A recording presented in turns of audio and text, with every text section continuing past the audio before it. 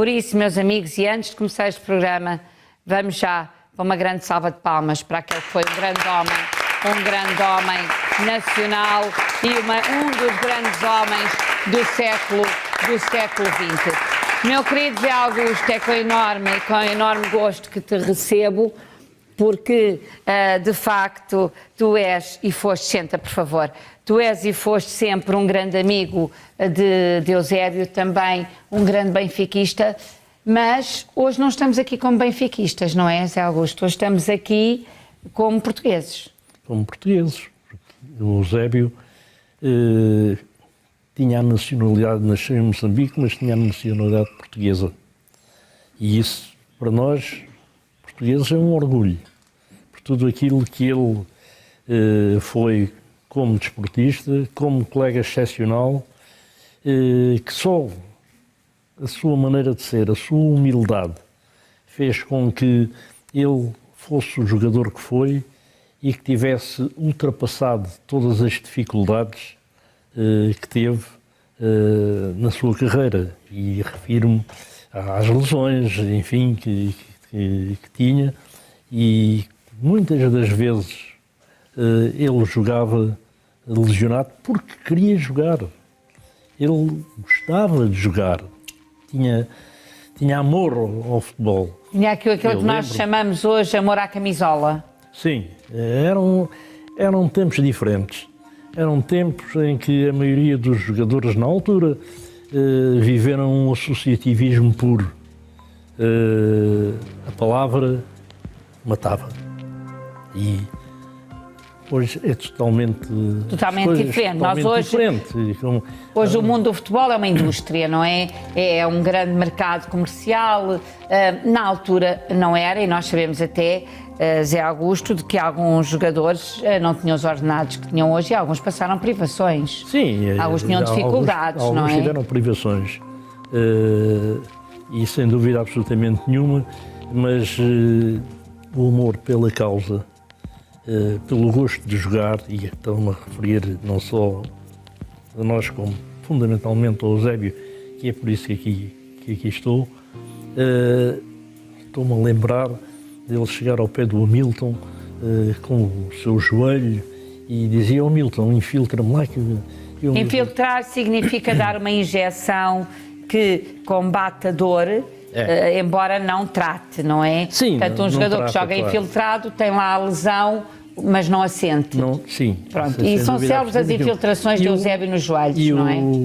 Mas ele fazia uma guerra nesse sentido, com o massagista e com o médico. Fazia uma guerra porque queria jogar. E dizia: não há problema, estava aqui a infiltração. E passava quase uma hora, que chegava mais cedo ao balneário. Não, eu quero jogar. Não, eu jogo, eu é que sinto e tal.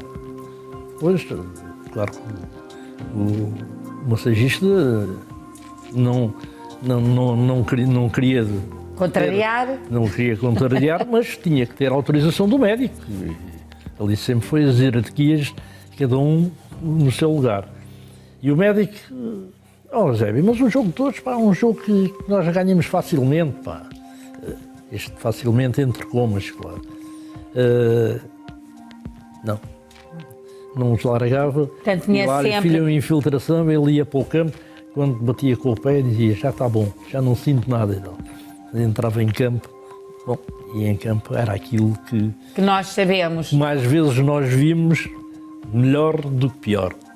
É verdade. Diz-me uma coisa, tu estavas há pouco a dizer, Zé Augusto, que nessa altura se respeitavam as hierarquias, portanto, ele pedia ao massagista, mas era preciso a autorização do médico. Claro, e nessa altura também era uma altura em que os presidentes tinham o protagonismo que têm hoje? Não, os presidentes... Estamos a falar que essa era a altura que era de Borges Coutinho, estamos a falar que era o presidente. Na era de Borges Coutinho, eu vivi também com outros presidentes, o meu presidente primeiro foi o Queimado Moraes? Sim, o Adolfo Vieira de Brito, o Maurício Vieira de Brito, claro. Mas foram sempre figuras que não apareciam, só quando tinham que, enfim, que falar para os jornais ou dar entrevistas sobre a administração do clube, e aí tiveram sempre, mas eram pessoas que não apareciam. Não era como hoje que se metem em tudo. Eu estou-me a lembrar de uma vez o Dr. Borges Coutinho estava reunido com o técnico a falar no balneário e bateu à porta e disse: "Senhores, dão-me licença que eu entre." O Dr. Borges Coutinho. Pois, que era o presidente. Que era o presidente. E o Otto Glória, na altura, o técnico, e: "Oh, doutor, faça favor e tal." A casa é sua. E ele viu que ele estava em reunião com a equipa técnica e disse: não, desculpe, eu já venho." Saiu e esperou que ele terminasse a reunião com os técnicos. Certo. Não é? José Augusto, tu consegues lembrar-te da altura em que conhecestes mesmo o Eusébio, ou seja, na altura em que do teu primeiro contacto com ele, que idade é que teriam os dois? O meu primeiro contacto com o Eusébio, quando ele chegou, e foi para o balneário. Era tímido? Era tímido e nós pusemos-lo à vontade. O Coluna, ele tinha vindo referido pelo Coluna, pela mãe ao Coluna, e ao seu Coluna, e o Coluna disse para ele: "Epá, é Coluna só." O Sr. José Augusto. O Coluna na altura era o capitão. O Coluna, não, na altura o Coluna não era o capitão, nessa altura era o Zé Águas. O Zé Águas, sim, senhor. Era o Zé Águas o capitão. Tudo nomes que nós conhecemos vagamente, não é? Isto já é na minha segunda época do Benfica, porque eu cheguei primeiro ao Benfica do que ele. Claro. Eu cheguei em 59 e ele chegou em 60. Sr.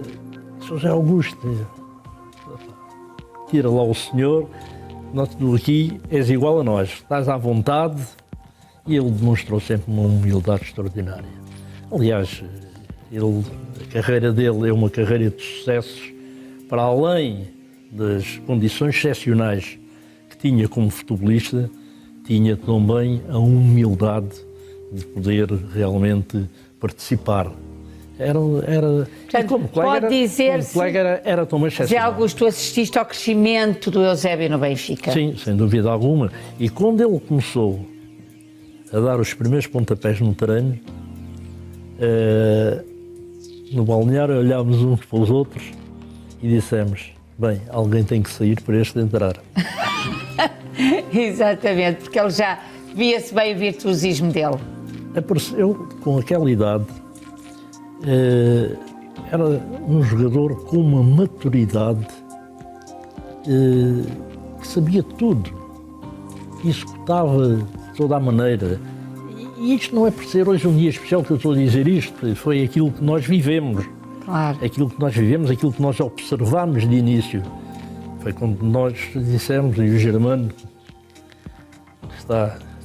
já não faz parte dos vivos, dizia: a mim não me toca, que eu sou defesa. Portanto, não era ele que tinha que sair. Eu disse ao Germano: põe-te a pau, porque ele é capaz de fazer qualquer lugar. Ele tem a polivalência para qualquer lugar, atenção. José Augusto, convido-te a ver connosco aqui um trabalho que nós preparámos para recordar Eusébio.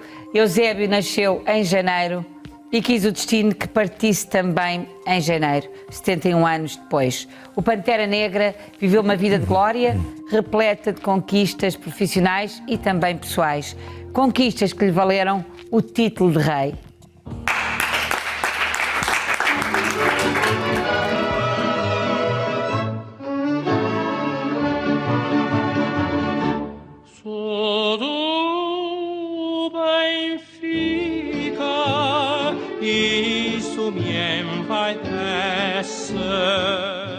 A 25 de janeiro de 1942, Moçambique via nascer Eusébio da Silva Ferreira. 18 anos depois, o jovem rapaz chegava a Lisboa e entrava em campo, de águia ao peito. Mal o mundo sabia que o futebol nunca mais viria a ser o mesmo.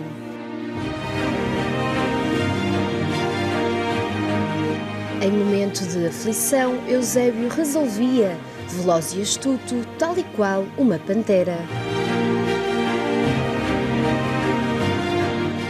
22 anos a jogar futebol, 15 de vermelho e branco, fez do Benfica campeão 11 vezes, marcou 733 golos em 745 jogos, foi 2 vezes Bota de Ouro, 7 Bola de Prata, ajudou Portugal a ser terceiro no Campeonato do Mundo.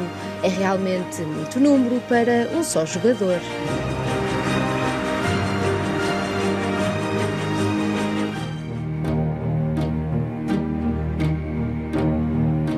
Fora das 4 linhas, foi marido, foi pai e foi amigo. E quantos amigos tinha Eusébio?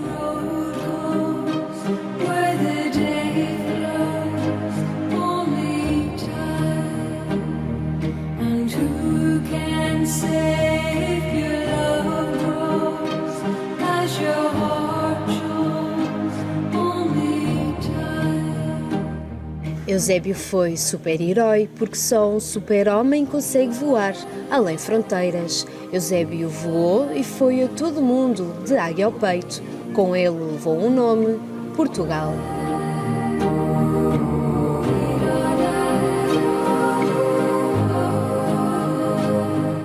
Janeiro, o mês que viu nascer Eusébio, foi o mesmo que 71 anos depois o fez partir. Eusébio da Silva Ferreira faleceu hoje, esta madrugada. A CMTV deu a notícia em primeira mão. Eusébio da Silva Ferreira, 71 anos, não resistiu a uma complicação cardiovascular. O desporto português ficou mais pobre.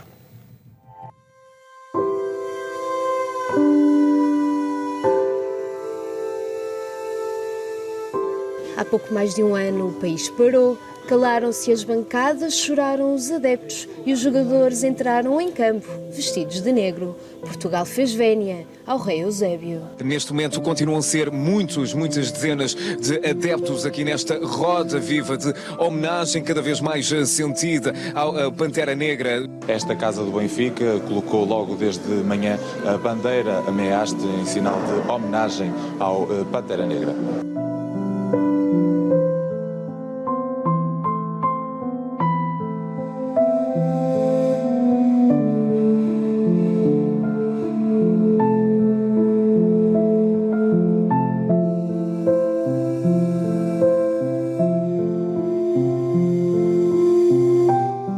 Somam-se as homenagens, exposições, livros, quadros e retratos.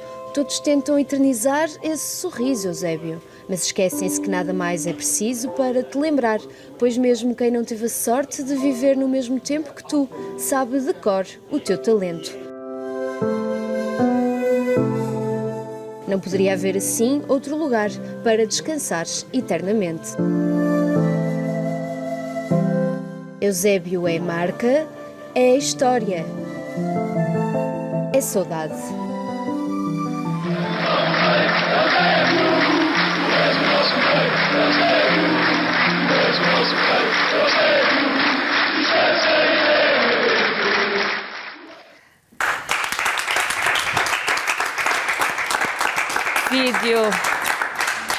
Foi de facto um vídeo bonito este. Zé Augusto fez-te recordar alguns momentos. Zé Augusto é natural que esteja comovido, viveu muitos momentos ao lado do rei, foram grandes amigos e sabemos até que Zé Augusto não passa um dia que não se lembre do amigo. É verdade. Aquela imagem que ali vemos, ele num dos remates milagrosos nos jogos fundamentais. Lembras-te onde foi? Tenho-a em troféu na minha casa, na minha sala, e todos os dias o vejo, todos os dias o recordo. E quando as coisas do Benfica não correm bem, eu chego a casa e entro na sala e digo, epá, isto hoje não esteve bem, faltaste tu. É verdade. Enfim, nós agora entramos um pouco aqui numa questão, eu diria, mais mística. nós temos a ideia, nós benfiquistas, ou pelo menos um grupo de benfiquistas com quem eu vejo os jogos, que no ano em que Eusébio faleceu e que nós fomos campeões nacionais, houve muitas vezes a sensação que Eusébio também lá estava a jogar, que Eusébio deu uma força especial ao Benfica nesse ano. Sem dúvida absolutamente nenhuma. Até os próprios jogadores, que hoje são na generalidade estrangeiros, reconhecem que realmente o Eusébio foi, muitos deles sem o conhecerem, ou sem o terem visto, mas ultimamente passam-se filmes na televisão e dá para poder aquilatar o valor do jogador. E eles sentem realmente que o Benfica era um clube muito especial que começou com a era do Eusébio, sem dúvida absolutamente nenhuma. Sobretudo nas vitórias europeias e toda essa constelação de situações, não há dúvida absolutamente nenhuma de que não teria sido possível sem o Eusébio. Era realmente, e há de continuar a ser marcante em tudo aquilo que o Benfica poderá conquistar, que o Benfica poderá dimensionar-se como se tem dimensionado. Eusébio será sempre a sua imagem de referência. Sem dúvida nenhuma, será sempre o grande embaixador, o grande rei do Benfica. Isso eu penso que nenhum benfiquista tem dúvida, mas Eusébio ultrapassa de facto este nosso sentir benfiquista. Muitos clubes lhe prestaram homenagem na sua perda e até, eu estou a ver aqui no capa do Correio da Manhã hoje, um caso que envolve o Futebol Clube do Porto e está ali na primeira página, não por motivos muito bons, mas está ali o Presidente do Futebol Clube do Porto, devido a uma situação, hipoteticamente, alegadamente, de espionagem dentro do Futebol Clube do Porto, mas até Pinto da Costa reconhecia que Eusébio transcendia o Benfica. Sem dúvida absolutamente nenhuma. E nunca houve, no Benfica, uma situação dessas. Muito embora fosse do conhecimento de que alguns deles não estavam de acordo com aquilo que era o profissionalismo na altura, que era um profissionalismo de fachada, como é óbvio, não é? Dava só para que pagássemos os impostos, nada mais. E não pagávamos pouco. Não pagavam pouco. Mas Augusto, tu lembras-te mais, agora não vamos falar no ordenado da Zé, mas tu quanto é que ganhavas na altura? Que eras um grande jogador e uma grande referência do clube. Na altura não ganhávamos mal para a época, para a vida que decorria, para a nossa vida que decorria e para a vida de todos os portugueses, muito embora tivéssemos tido sempre um país pobre e continuamos hoje mais pobre do que era naquela altura. Dizer que com 1000 escudos governávamos um mês a casa. Pois. E hoje, nem com 100 contos. Pois, exatamente. 100 contos dos antigos. Dos antigos, exatamente. Há uma modificação bastante significativa. Esta entrada do euro foi necessário, mas trouxe realmente... trouxe melhorias aos países ricos, mas aos países pobres nem tanto. Aos países pobres não. Normalmente os países digo-te isto, eu vou dizer porque é que te perguntei isto, quanto é que vocês ganhavam, porque eu lembro. Não, mas eu não quero deixar de referir, porque isso é uma coisa que não dizer. Mas nós, por exemplo, eu quando cheguei ao Benfica, na época de 59-60, a minha transferência custou 450 contos ao Benfica. Era dinheiro? Mas era dinheiro na altura. Claro. Com 450 contos comprava-se uma boa casa, uma casa que se calhar hoje valeria 500 ou 600 mil, não é? Ou mais, não é? Mas durante o mês que jogávamos, com os prémios e com os ordenados, o ordenado era de 4 contos. Pois. Mas depois tinha os prémios. 4.000 escudos hoje, não sei quantos euros estão. 4 contos hoje também não sei, mas é muito pouco dinheiro, 20 euros. São 20 euros. Mas ganhávamos aí na ordem dos 25, entre os 25 mil escudos, 28, 30, porque tínhamos também de 3 em 3 meses, tínhamos luvas, consoante o contrato que tivemos. E lembro-me perfeitamente de que tivemos sempre dirigentes altamente responsáveis no pagamento. Nunca tivemos atrasos de pagamento. E na altura do Dr. Borges Coutinho e do Germano Campos, que era o vice-presidente, o Eusébio já estava no clube há uns anos poucos, mas os suficientes para poder ter demonstrado já que realmente era um jogador acima de todos nós. E resolveram fazer um contrato com ele de 1000 contos por ano. Isso foi bom. Era dinheiro. Era dinheiro. Era dinheiro. Era Ó Zé dinheiro. Augusto, e como é que vocês eram nos estágios, quando estavam todos juntos? Porque eu sei que vocês tinham um estágio um pouco diferente também daqueles que são hoje. Havia uma casa onde ficavam... Nós estávamos no lar. Num lar. Havia um lar para os jogadores. Era chamado o lar do jogador. Exatamente. Hoje é diferente.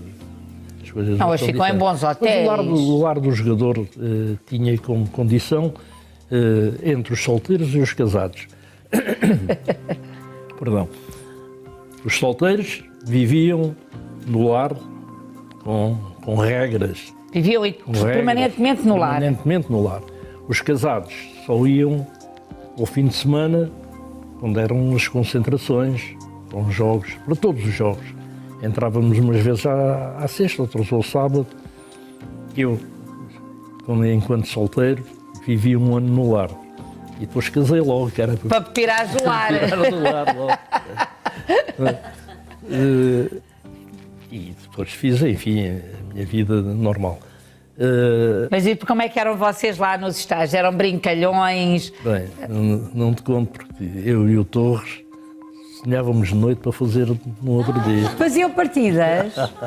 Conta lá uma. Eu conheci também muito bem o Torres morou na Amadora e, portanto, também o conheci muito bem. Tínhamos coisas, havia uma cumplicidade bastante grande entre nós, e há uma altura em que nasceu o filho do Cavém, um dos filhos do Cavém. E nós registámos o nascimento de um deles e havia a Adega dos Ossos cá em baixo, que era... A Adega dos Ossos era um restaurante e mandámos vir uns pombos grelhados, umas cervejas, umas garrafas de Casal Garcia para festejarmos o nascimento. Havia o zelador do lar, deu autorização. E então disse, eu vou-me embora. E saiu do lar e foi, enfim, a vida dele, para nos permitir que nós... montassem a brincadeira. À janela, amarrávamos uma corda ao cesto, puxávamos e aí vinham os pombos. Aí vinha o Casal Garcia. E depois dissemos à funcionária, olha, tu vais fazer a limpeza ao quarto dos casados e vê lá essas garrafas que aí estão. Tinha que E ser. ela, não foi ela que fez, foi outra, abriu, caíram as garrafas todas do chão. Vazias, claro. Momentos inesquecíveis, não é? No outro dia foi dado conhecimento ao Fernando Caiado, que era o assessor do Bela Gutmann. Bela Gutmann disse, senhores, que coisa fera. Mas ele não lhe tinha dito que tinha sido o nascimento do filho do Carlos. Claro. E depois nós dissemos ao Bela Gutmann, mister, foi isto assim, e nós quisemos festejar. Então, fera bem, cá vem, parabéns. Ficou tudo em águas de calhau. Claro. Mas são momentos inesquecíveis. Zé Augusto, muito obrigada pela tua presença. No teu coração e no nosso estará sempre o rei. Sempre o rei, porque daqui a pouco vamos receber João Malheiro e João Malheiro preferiu aqui na quarta-feira uma frase que eu penso também concordarás com ela, Eusébio conquistou a imortalidade. Sim, Portanto, e com toda a justiça. E com toda a justiça. Portanto, o rei está sempre vivo em Portugal, é de facto um herói nacional e está vivo nos nossos corações. E ainda vai criar receitas com o turismo para verem o local onde ele está. Eu própria e lá irei, sem dúvida. Com certeza. Eu acho que esta ida de rei Eusébio para o Panteão vai levar muita gente ao Panteão que nem sequer sabia da existência deste belíssimo e lindo monumento barroco que é de facto o Panteão. Muito embora tenha sido lançada a primeira pedra em 1836 e só concluída em 1966, que tem algo a ver com o Eusébio. Eusébio, em 66, foi o melhor marcador do campeonato do mundo, o melhor jogador do campeonato do mundo, muito embora os ingleses tivessem puxado a brasa à sua sardinha, claro, e nomeado o Bobby Moore. Claro. Mas isto, para quem é católico como eu, isto mexe um bocadinho a nós, e ao Altíssimo. São coincidências. Nada é por acaso, e rei Eusébio estava destinado, de facto, a ser imortalizado no Panteão Nacional. Hoje o corpo de Eusébio será entregue no Panteão Nacional a perto das 19 horas. A CMTV estará a acompanhar todo este cortejo e toda esta transladação para o Panteão Nacional, e ao longo deste Manhã CM vamos receber amigos de Eusébio, pessoas que privaram com Eusébio e que nos trazem memórias que alguns de nós, não pudemos de facto viver, só o conhecemos em campo. Em campo fez muito, mas na vida também. Muito obrigada, Zé Augusto.